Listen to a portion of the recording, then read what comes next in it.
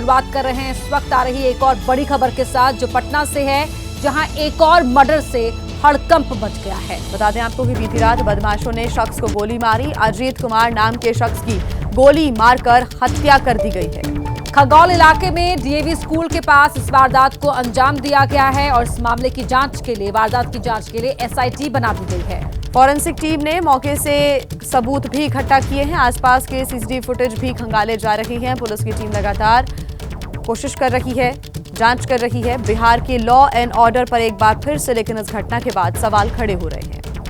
तो गोपाल खेमका हत्याकांड को लेकर पहले से ही बिहार में लॉ एंड ऑर्डर को लेकर सवाल खड़े हो रहे थे। अब कत्ल की एक और वारदात, गोली मारकर बदमाश फरार हो गए हैं।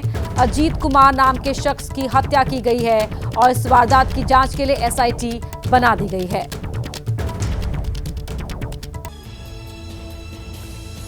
वहीं कारोबारी गोपाल खेमका हत्याकांड में 48 घंटे बीत जाने के बाद भी पुलिस के हाथ अब तक खाली हैं और अभी तक कोई गिरफ्तारी नहीं हो सकी है, जिसको लेकर अब बड़े सवाल खड़े हो रहे हैं। तो वहीं डिप्टी सीएम सम्राट चौधरी ने यह दावा किया है कि अपराधी को किसी भी हाल में बख्शा नहीं जाएगा।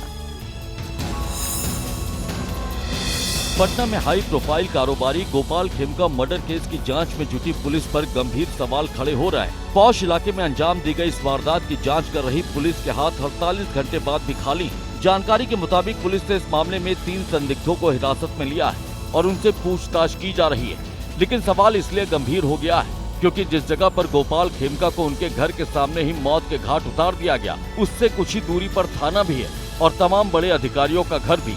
इस बीच डिप्टी सीएम सम्राट चौधरी ने दावा किया है कि इस हत्याकांड के आरोपियों को खोज कर निकाला जाएगा। देखिए, गोपाल खेमका जी की हत्या ये हमारे लिए चुनौती का विषय है। माननीय मुख्यमंत्री जी ने एसआईटी गठन किया है और स्पष्ट निर्देश दिया है, कहीं भी छुपा अपराधी हो उसके खिलाफ कार्रवाई उसको बख्शे नहीं जाएंगे। और बिहार पुलिस पूर्ण रूप से पूरी तरह आम व्यवसायियों की सुरक्षा करेगा। तो वोटर लिस्ट पर बिहार का सियासी तापमान चढ़ा हुआ है, जिसके बीच चुनाव आयोग का वोटर लिस्ट रिवीजन का काम भी चल रहा है। इसी बीच चुनाव आयोग ने जनता से अपील भी की है कि वो किसी के बहकावे में ना आए और चुनाव आयोग पर विश्वास रखें।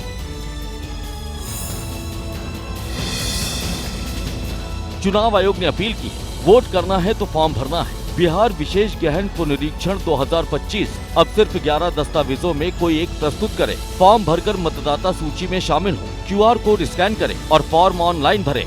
चुनाव आयोग की ओर से 11 दस्तावेजों की सूची भी जारी की गई। केंद्रीय राज्य PSU कर्मचारी को जारी पहचान पत्र, पेंशन भोगी को जारी पहचान पत्र या पेंशन भुगतान आदेश।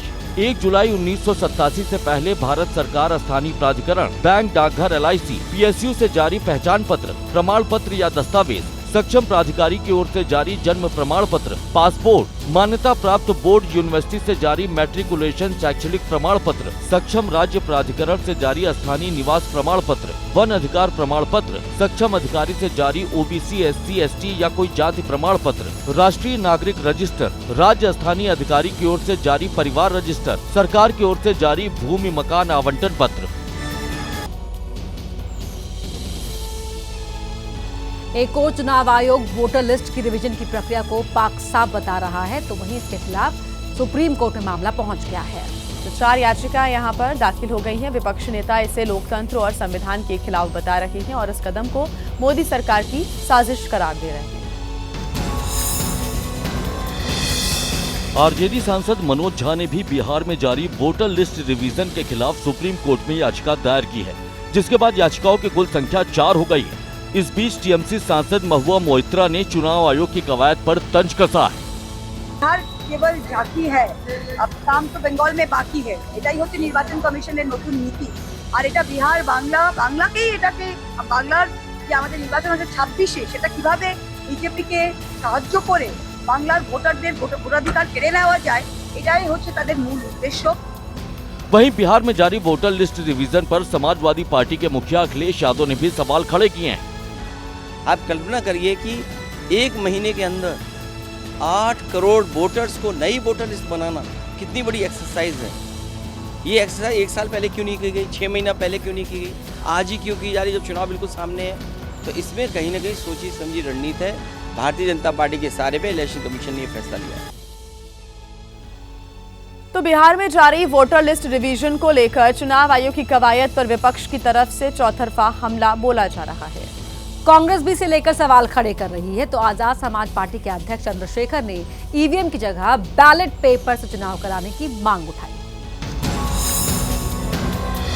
सांसद चंद्रशेखर ने आरोप लगाया कि बिहार में वोटर लिस्ट रिवीजन की प्रक्रिया मोदी सरकार के इशारे पर हो रही है, जिसका मकसद चुनावी प्रक्रिया को प्रभावित करना है। इस प्रक्रिया से लोगों के अंदर लोग विश्वास हो रहा है, जनता में नहीं होना चाहिए, विश्वास हो रहा है। इसकी वजह से मुझे लगता है कि लोगों के मन में भाव पैदा हो रहा है कि वो चुनाव को प्रभावित करने के लिए किया जा रहा है। सरकार को चुनाव आयोग को स्पष्ट करना चाहिए कि इससे चुनाव प्रभावित नहीं होगा, ना किसी वोट करने की। कांग्रेस नेताओं ने भी चुनाव आयोग की प्रक्रिया पर सवाल खड़े किए हैं। कांग्रेस ने कहा कि चुनाव आयोग को इस मामले में स्थिति साफ करनी चाहिए। ये पूरी प्रक्रिया की क्यों जा रही है, यही नहीं समझ में आ रहा। 2003 में जब हुई थी 1 साल लगा था। अब आप आनन फानन में कहते हो साहब 25 दिन में कर देंगे, 1 महीने में कर देंगे, फिर जब दबाव आता है तो थोड़ा पीछे हटते हो। हालात ऐसे बन गए हैं कि लोगों का विश्वास उठ रहा है व्यवस्था के ऊपर से।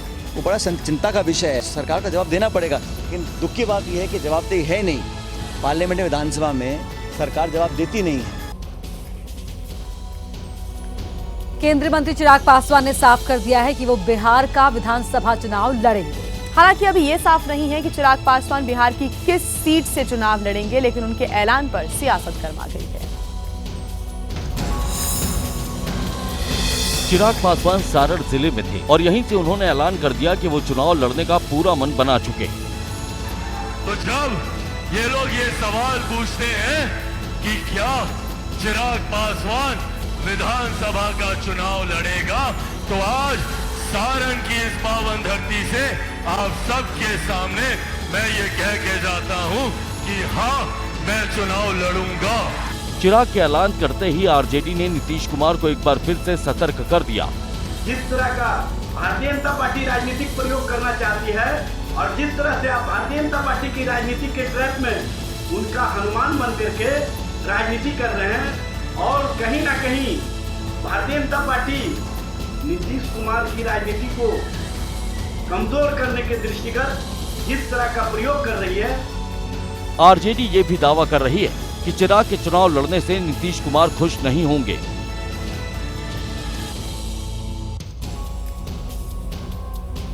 वहीं बिहार में विधानसभा चुनाव से पहले अलग अलग मोर्चों पर इसकी तैयारी नजर आ रही है। पटना के गांधी मैदान में बीजेपी नेता की तरफ से सनातन महाकुंभ का आयोजन हुआ, जिसमें देश भर से साधु संत शामिल होने पहुंचे। सनातन महाकुंभ में सबसे ज्यादा चर्चा बागेश्वर धाम के पीठाधीश्वर धीरेन्द्र शास्त्री की रही, जिन्होंने भगवाए हिंद और हिंदू राष्ट्र जैसे मुद्दों पर हुंकार भरी। हिंदुओं, जात पात से ऊपर उठकर राष्ट्रवाद के लिए जीना। यदि राष्ट्रवाद के लिए नहीं जियोगे तो इस देश को बहुत सी ताकतें गजवाए हिंद बनाना चाहती हैं। और बिहार के पागलों, हमारा एक ही सपना है, भगवाए हिंद होना चाहिए। भगवान परशुराम जन्मोत्सव के मौके पर इस कार्यक्रम का आयोजन बीजेपी नेता अश्विनी चौबे ने किया। कार्यक्रम में धार्मिक प्रवचन हुए, भजन संध्या का आयोजन हुआ, संत समागम हुआ और हवन पूजन के साथ साथ वैदिक मंत्रोच्चार हुआ। कार्यक्रम भले ही भक्ति और सनातन का रहा, लेकिन निशाना सीधे सीधे वोटर्स पर था। पंडित धीरेन्द्र शास्त्री खुलकर तो ये नहीं कहते हैं कि वो किस पार्टी के साथ हैं, लेकिन इतना जरूर कहते हैं कि जिस पार्टी में हिंदू हैं वो उसी पार्टी के साथ हैं। धीरेन्द्र शास्त्री बिहार में प्रवचन नहीं सुना रहे थे, बल्कि भाषण दे रहे थे और ये भाषण ऐसा था जिसे चुनाव से जोड़ा जा रहा है।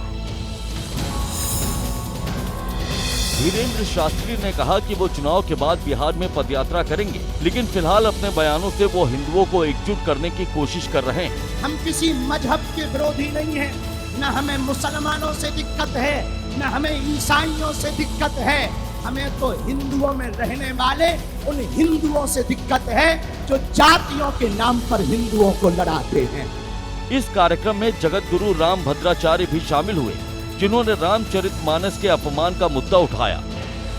एक पूर्व के शिक्षा मंत्री थे, रामचरितमानस की उन्होंने निंदा की थी। मैंने कहा था जिसकी माँ ने ईमानदारी का दूध पिलाया हो वो मेरे सामने आकर रामचरितमानस के किसी भी पक्ष पर चिंता कर दे।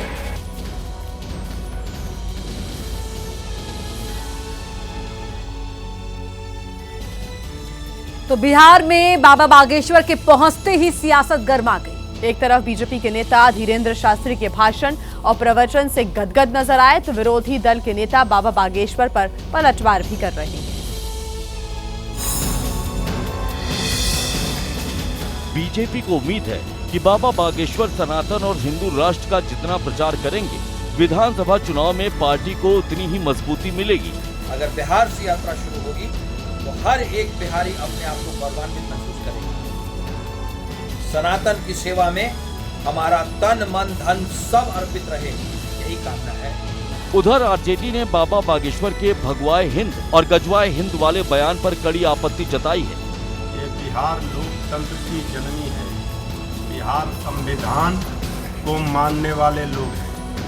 यहाँ न हिंदू बनेगा न मुसलमान बनेगा, इंसान की औलाद है, इंसान बनेगा।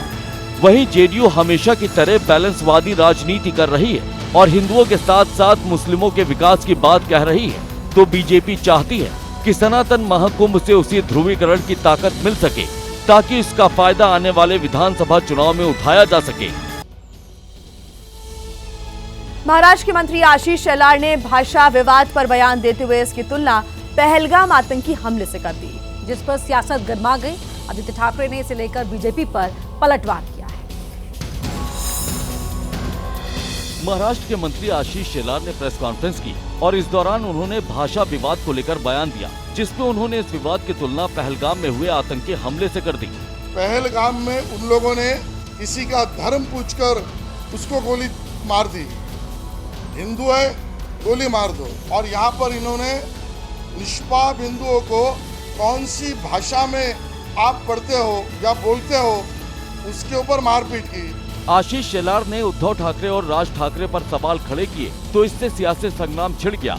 आदित्य ठाकरे ने बयान पर पलटवार किया और दावा किया कि बीजेपी के मन में महाराष्ट्र के लिए जहर भरा है। बीजेपी के मन में महाराष्ट्र के खिलाफ बहुत सारा जहर है और इसलिए तो वो बोल रही है। आज तो भाजपा ने महाराष्ट्र की तुलना साफ तौर पे पहलगाम के आतंकवादियों से की है।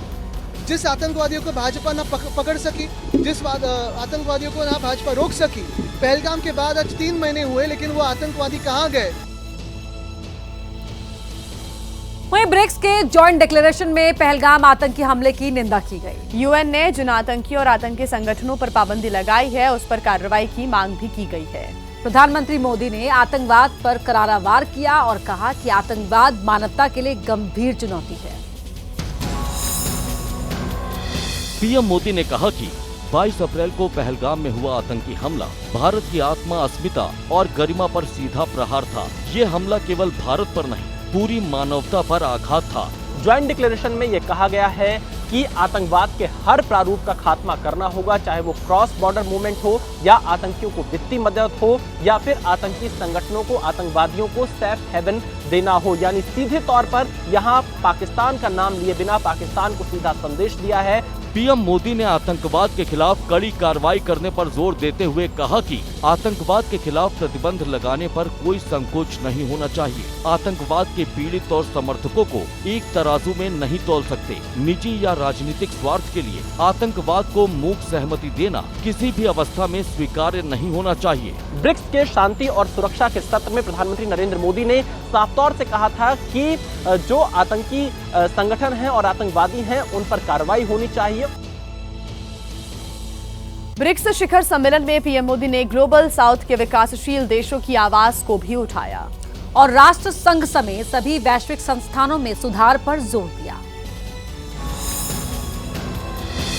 ब्राजील की अध्यक्षता में हो रहे ब्रिक्स शिखर सम्मेलन से पीएम मोदी ने पूरी दुनिया को संदेश दिया। उन्होंने कहा कि अभी भी कई देशों को वैश्विक मंच पर महत्व नहीं दिया जाता है। पीएम मोदी ने कहा कि ग्लोबल साउथ अक्सर दोहरे मापदंडों का शिकार हो रहा है, चाहे विकास की बात हो, संसाधनों का वितरण हो या सुरक्षा से जुड़े विषय हो। ग्लोबल साउथ के हितों को प्राथमिकता नहीं मिली है।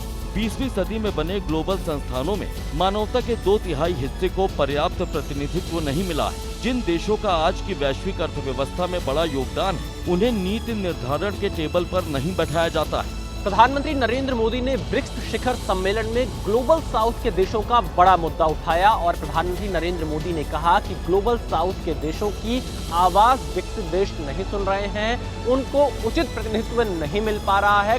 अगले ब्रिक्स शिखर सम्मेलन की मेजबानी भारत करेगा, लिहाजा पीएम मोदी ने सभी सदस्य देशों के राष्ट्र प्रमुखों को भारत आने का न्योता भी दिया है। वहीं भक्तों की धार्मिक भावना को ध्यान में रखते हुए यूपी के मुजफ्फरनगर और हापुड़ प्रशासन ने कांवड़ मार्ग की दुकानों पर खास फीडबैक पोस्टर लगाए हैं, जिसके जरिए ढाबे और होटल के मालिकों की पूरी जानकारी मिलेगी। हालांकि स्वामी यशवीर इसका विरोध कर रहे हैं।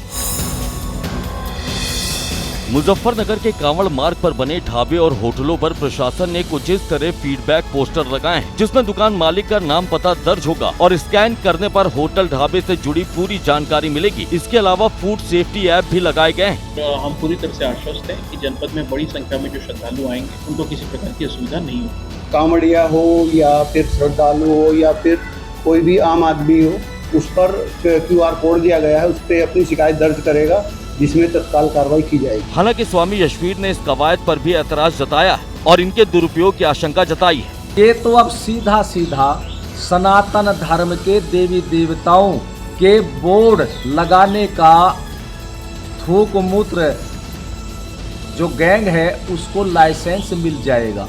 ऐसा कहने के पीछे उन्होंने आशंका जताई है कि स्कैन करने पर ना तो असली मालिक का पता चलेगा और ना ही वहां काम कर रहे कर्मचारियों की सही जानकारी मिलेगी। कांवड़ यात्रा मार्ग पर होटल और ढाबों पर QR कोड के जरिए पहचान का जो रास्ता तलाशा गया, उस पर सियासत भी गर्मा गई है। समाजवादी पार्टी के अध्यक्ष अखिलेश यादव ने इस पर सवाल खड़े किए तो बीजेपी की ओर से पलटवार किया गया।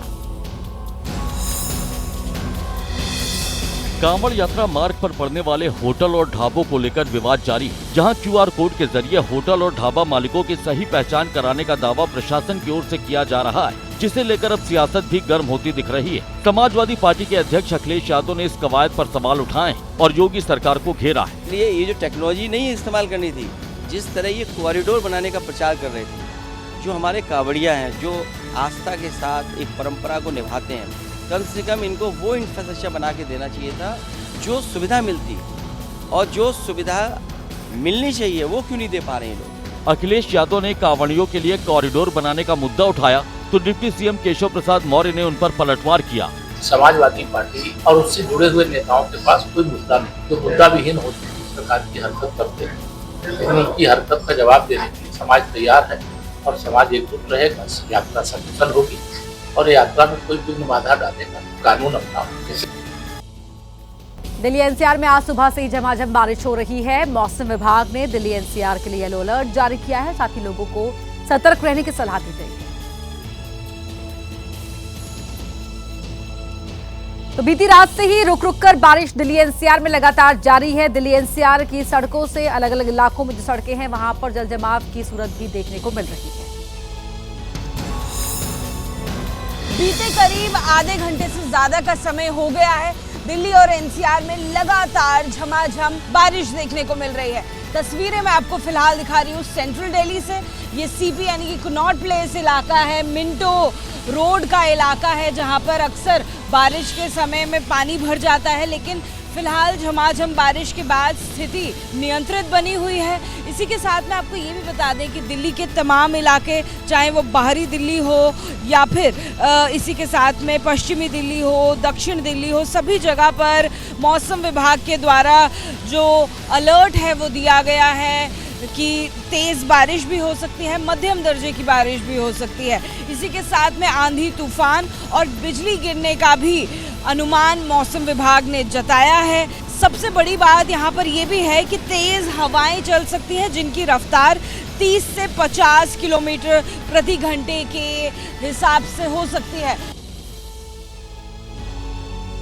वहीं एमपी के शहडोल में भारी बारिश की वजह से कोहराम मच गया। बाढ़ जैसे हालात बनने से लोग बेहद परेशान हो गए। बारिश और बाढ़ के आगे सब कुछ बेबस और लाचार दिखाई दिया। मूसलाधार बारिश की वजह से शहडोल रेलवे स्टेशन का बुरा हाल दिखा। रेलवे ट्रैक पर कई फीट तक पानी भर गया, जिसका असर ट्रेनों की आवाजाही पर भी देखने को मिला। बताया गया कि रेलवे ट्रैक पर पानी भर जाने की वजह से ट्रेनों को बहुत सावधानी से निकाला जा रहा है। यहाँ पानी इतना ज्यादा है कि रेलवे ट्रैक डूबने के बाद पानी प्लेटफॉर्म को भी टच कर रहा है। वहीं शहडोल में भारी बारिश के बाद एक बड़ा हादसा हो गया। शहडोल सिंहपुर मार्ग पर पोंडा नाला को पार करते समय एक कार उफनाए नाले में बह गई। जब ये कार नाले में बही तब कार में एक परिवार के कई लोग सवार थे, लेकिन इन लोगों ने वक्त पर कार से कूदकर अपनी जान बचा ली। वहीं शहडोल में एक्सिस बैंक का एटीएम सेंटर भी पानी में पूरी तरह डूब गया। एटीएम सेंटर के अंदर कई फीट पानी जमा था। इस नज़ारे को देखकर ऐसा लग रहा था जैसे एटीएम सेंटर नदी के ऊपर बनाया गया हो। वहीं पानी भर जाने की वजह से जो लोग एटीएम से पैसा निकालने आए, सड़क पर भी कई फीट पानी भरा था। ऐसे में लोगों ने बड़ी मजबूरी में ही दरिया बन चुकी सड़क को पार किया और एटीएम से पैसे निकाले। भारत ने बर्मिंघम टेस्ट में इंग्लैंड को 336 रन से हरा दिया। 608 रन के लक्ष्य का पीछा करते हुए इंग्लैंड की टीम 271 रन पर ही ऑल आउट हो गई।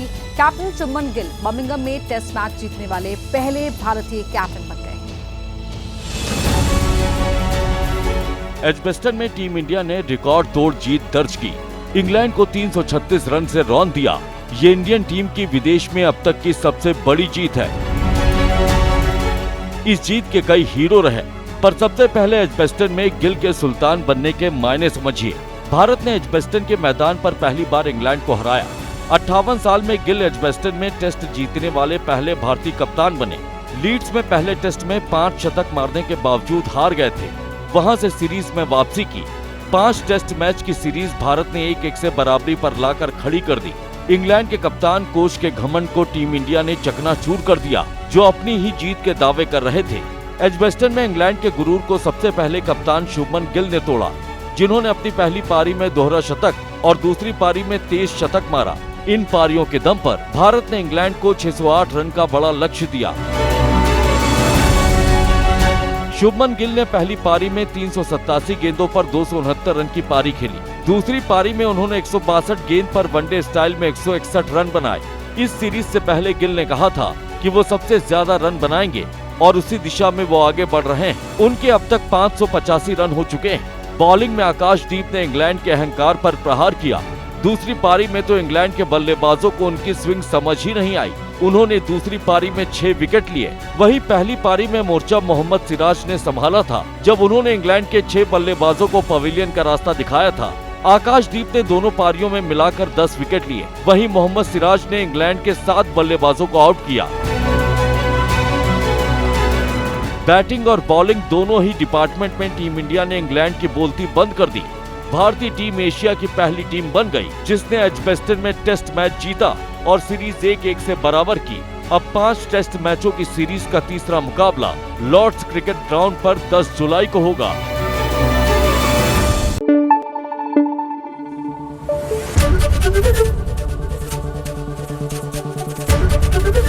एबीपी न्यूज आपको रखे आगे।